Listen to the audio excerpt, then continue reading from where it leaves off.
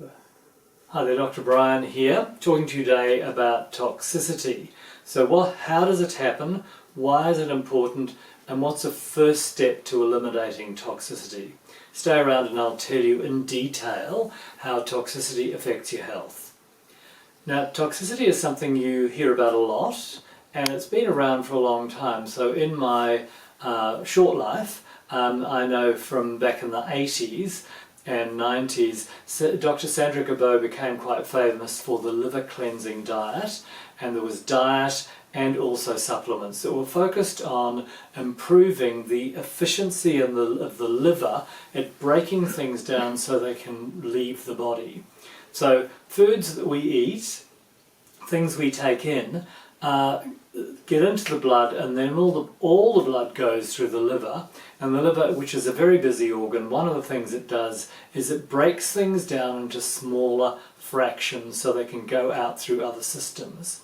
So there's phase 1 and phase 2 detoxification or breakdown systems in the liver, and it also turns lactic acid back into energy, and it's just the cleverest thing on earth. It helps to make cholesterol. It also is involved in the production of collagen, which is the substrate for bones and all the tissue in your body. So, toxicity, get back on track. Toxicity occurs, it comes into the body through the skin, through what we breathe, what we eat, and particularly what we inject. So there are numerous routes, and obviously some are going to be far more prevalent just because we're eating and breathing every day, injecting rarely, and sometimes, seasonally. So if we're going to look at one of the key toxins that's commonly talked about is aluminium. Now, aluminium is a neurotoxin. In cookware, it's used because it's a very good thermal transmitter of energy. So an aluminium saucepan doesn't have a hot spot. It distributes the heat evenly. It's light and it gives good heat distribution, so you don't get a hot spot in one place. Cast iron's good heat distributor, but it's very heavy. So an aluminium pot makes some sense. But what we're seeing from more recent studies, they confirm some of the older information that aluminium is present in the brain of people with Alzheimer's. So I will note a study in a blog that's attached to this that you can look at some resources. We also know that aluminium is a neurotoxin. It is present in higher amounts, double, of women with breast cancer when measured through breast duct cyst excretions. And so it's thought that potentially comes from using underarm deodorants, because aluminium sulfate is in that to block the sweat pores so you stay dry. However, I'm not sure that the trade-off is fair. Maybe you should just have a bit of dampness and not have some sort of bad behaviour of cells. Another way that we can get toxicity is agricultural chemicals, and glyphosate is very widely used. In some parts of the world it's banned, partly because its mode of action is to interrupt the shikimate pathway, and that's a common bacterial pathway in plants, and when you interrupt that, the plants die. Thinking plants, it's not used by human body, and that was sort of a Monsanto statement. The shikimate pathway doesn't exist in humans, so therefore it's safe. But it's a vital pathway in your gut flora, and without that the gut flora die off, and you don't process food, don't create neurotransmitters, and you end up with more toxicity because food is not being broken down with the same efficiency. You don't get the same energy, you get fermentation and toxicity, which means you get more gas, particularly bowel gas.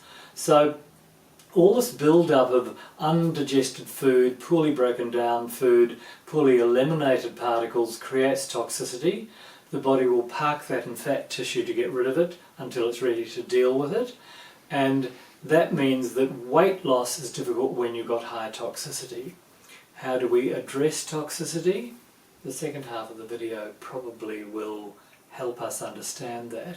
So the primary The liver is super important for breaking things down to small fractions so they can go out through the liver, through the kidneys and bowel. So very important that the kidneys are efficient. We're drinking plenty of water, 2 to 3 litres of water a day. The smaller you are, the less you need.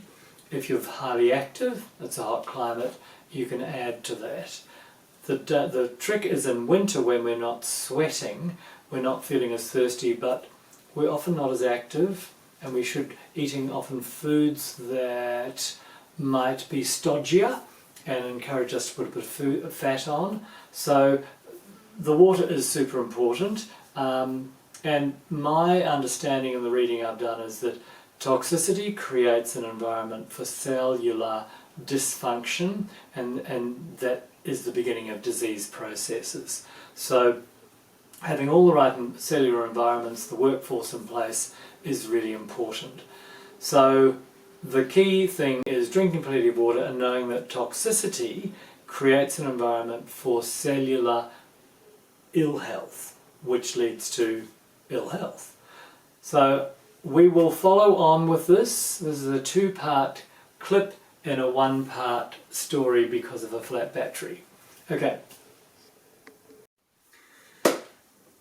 I was so rudely interrupted by a flat battery. Always the human error. However, so we're talking about the concept of breast tissue toxicity, and aluminium, that's the antiperspirant element. It actually blocks, it's designed to block the sweat glands so you don't perspire. And that then is going in as much as it's sitting in those sweat glands. So there's definitely a chemical reaction, and because the concept of aluminium as a neurotoxin, as a toxin, the body will actually often have trouble getting rid of it. Now it's actually disruptive. So there are a gazillion things that create toxicity. Now what I would suggest, and what I've read, is that toxic load in the cells begins to cause cellular dysfunction. So if the detox pathways are poor, if the redox molecules in the cells are underpopulated, there's no workforce to help with detoxification in each cell.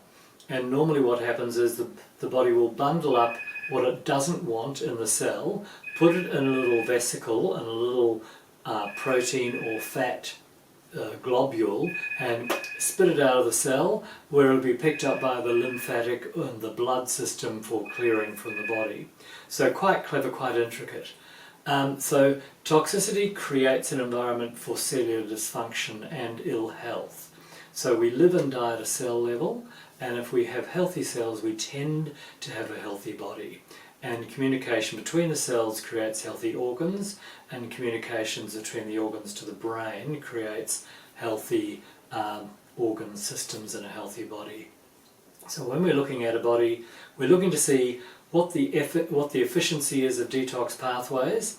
If you have very poor efficiency of detox, the body is quite clever, and rather than have that toxicity sitting in active tissue creating problems, it will decide to park it in fat tissue. This is quite well known, and certain products will emphasize detox for fat loss because the body won't want to release all that toxicity out of fat tissue if it can avoid it. So, you know, drink more water. Drink your 2 to 3 litres of water a day, and that's water. It's not water with coffee added or water with tea added, because that's a different drink, and that's got its own elements of, let's say, not say toxicity, but it's no longer clean and pure to assist the body to detox. The liver is important. The kidneys are super important to actually carry toxicity and waste out through the urine, and obviously what is not going out through that will actually become part of the stool through the bowel, and then that the water is resorbed through the bowel wall, and that goes back into the blood and lymphatic system. So you can see how if we don't have a good elimination process, it's just going round and round and creating brain fog, tissue pain, ligamentous laxity and joint pain, and the start of things like arthritis and potentially rheumatoid arthritis, which is autoimmune, but it's driven by the body identifying molecules it doesn't like that are mimicked in the joint capsule proteins and the hyaline cartilage, and the body breaks that down around an inflammatory process. So it's a big topic, but detox is super important. Now it's going to lead into the next topic, which is overstimulation, and then we're going to go to stability. So we've got a few topics here that are going to link into how we get your body and nervous system to operate at its best. No doubt that reducing toxicity improves efficiency, and you'll feel better when your body is clean as a whistle on the inside. So, simple place to start is drink more water. That's available to all of us. The cleanliness of the water is super important, so a quality filter is really important. So the noble gas elements on the right hand side of the periodic table, that's right for you, they want to find an electron. They're highly reactive, and so one of the reasons chlorine is the water, because it's highly reactive and it's a good antimicrobial. Fluoride in the water is apparently good for your teeth, but it's reactive with everything else after you've swallowed it. So there's actually a growing body of thought that suggests removing the fluoride and the chlorine from the water you drink is better for your health, and you can find other ways to bolster and the water will be cleaned by the chlorine, so it's clean when it gets out of the tap. You clean it some more so it's better to drink, and there's other ways that you can bolster your dental health with other minerals that the body will like. So I'll finish that for now. There'll be a blog underneath that'll explain things in more detail with links to other resources for those that want an original source to verify the stuff I talk about. Thank you so much. Look forward to seeing you soon.